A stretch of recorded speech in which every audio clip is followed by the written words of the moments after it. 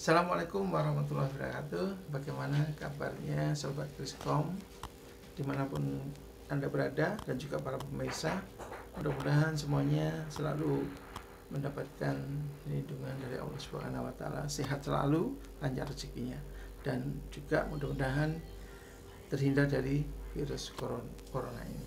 Nah, di sini saya akan berbicara tentang bahasa Inggris. Seberapa pentingnya bahasa Inggris buat kita, ya? Tentunya kita akan berpikir bahasa Inggris itu berat apa enggak ya, susah apa enggak ya, ya. Tapi kebanyakan dari kita menganggap bahwa bahasa Inggris itu sulit. Memang sulit karena kita tidak dilahirkan di mana bahasa itu berada. Ya, contohnya saya lahirnya di Jawa karena ibu saya adalah orang Jawa dan ayah saya juga orang Jawa. Jadi bahasa yang pertama saya pahami, yang saya bisa adalah bahasa Jawa. Karena ibu saya, orang tua saya mengajarkan bahasa Jawa. Ini adalah lingkup yang terkecil. Nah, yang disebut dengan mother tongue. Yang mother tongue, bahasa ibu saya adalah bahasa Jawa. Nah, ketika dengan sedikit demi sedikit, contohnya pertama yang latihan seperti itu, mi. Nah, dari pelan-pelan itu akhirnya perbendaharaan bahasa saya, bahasa Jawa itu semakin banyak, dan akhirnya dari umur lahir ya, dari sekian sampai SD bahasa Jawa. Nah, akhirnya di sekolahan mendapatkan pelajaran tambahan, yaitu bahasa Indonesia. Bahasa Indonesia saya dapat dari pendidikan formal, ya.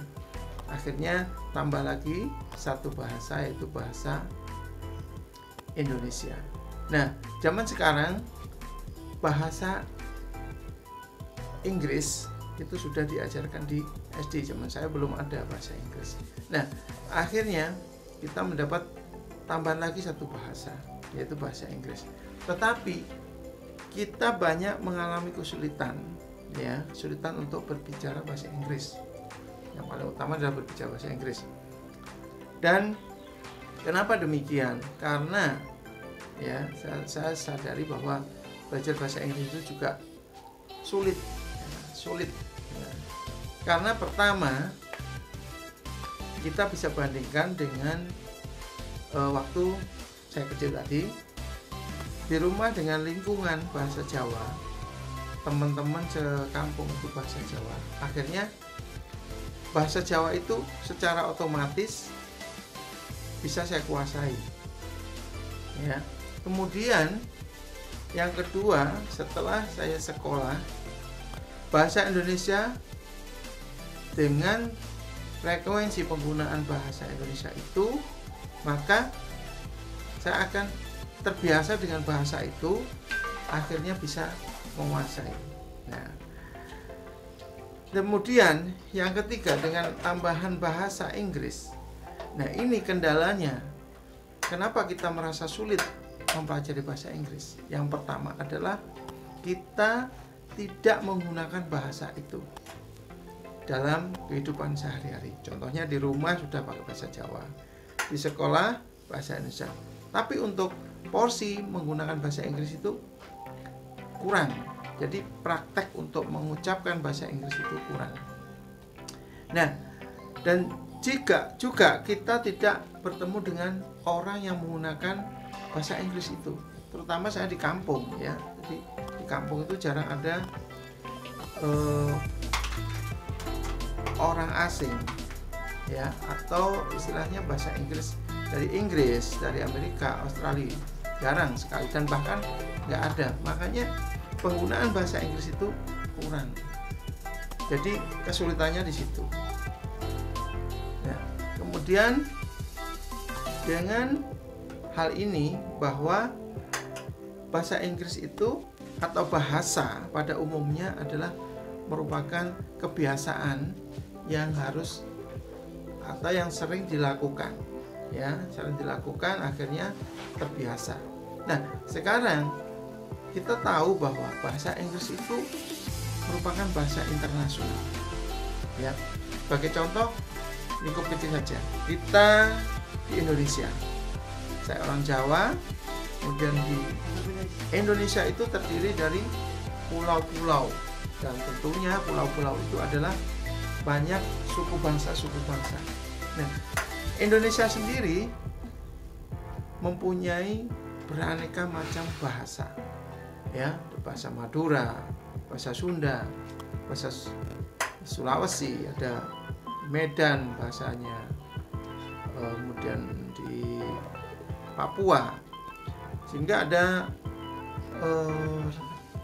berapa ya, 600 ya lebih ya, di Indonesia itu mempunyai banyak bahasa.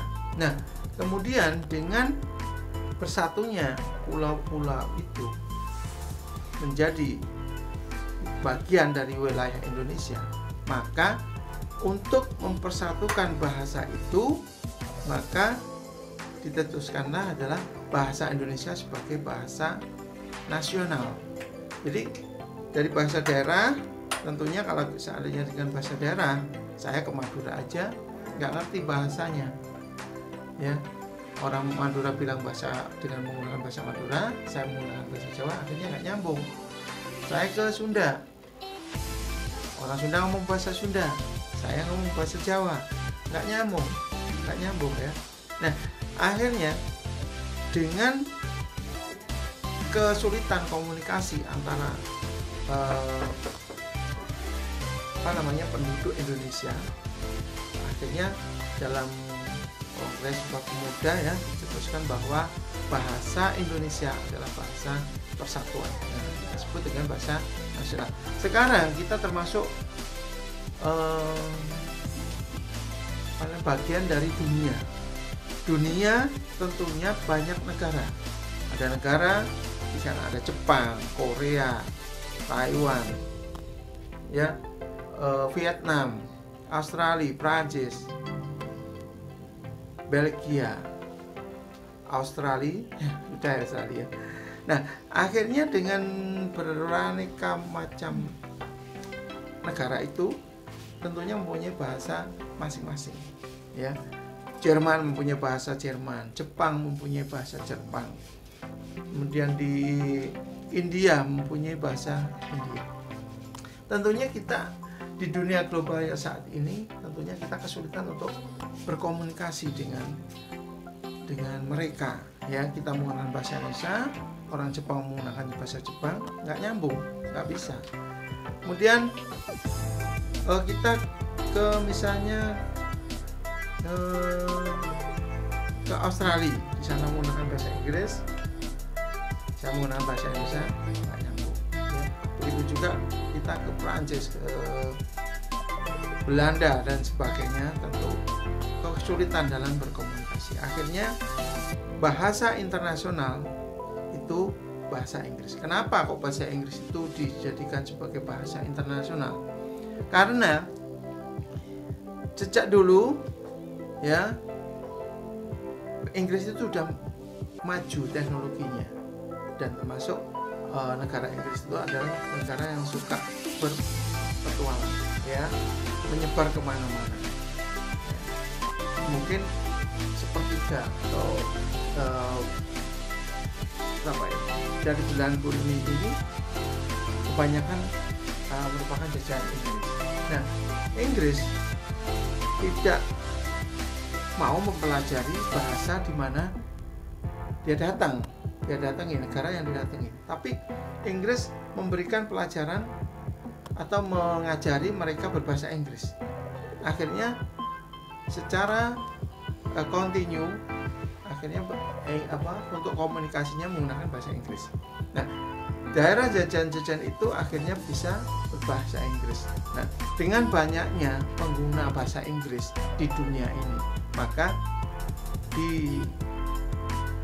diberi kesepakatan untuk bahasa Inggris sebagai bahasa internasional. Nah, di situ di zaman global ini tentunya kita tidak mau ketinggalan untuk bisa berinteraksi dengan dunia luar,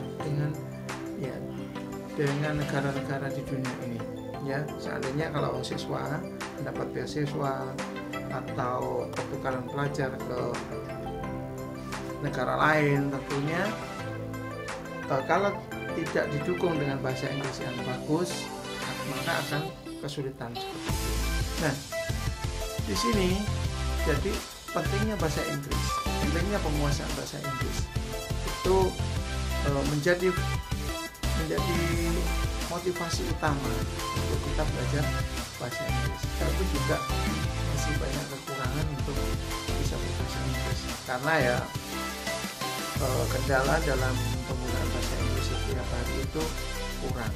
Makanya saya akan mengajak semuanya untuk berlatih bahasa Inggris. Ya, kita bukan berarti kita melupakan bahasa daerah kita, melupakan bahasa Indonesia, tapi menambah penguasaan bahasa Inggris. Ya, mudah-mudahan ini menjadi motivasi teman-teman semuanya, Sobat Inggriscom dan juga pemirsa semuanya untuk bisa menguasai bahasa Inggris. Nanti kita bareng-bareng belajar bahasa Inggris. Ya, cukup sekian dulu tentang bahasa. Mudah-mudahan ini bermanfaat. Assalamualaikum warahmatullahi wabarakatuh.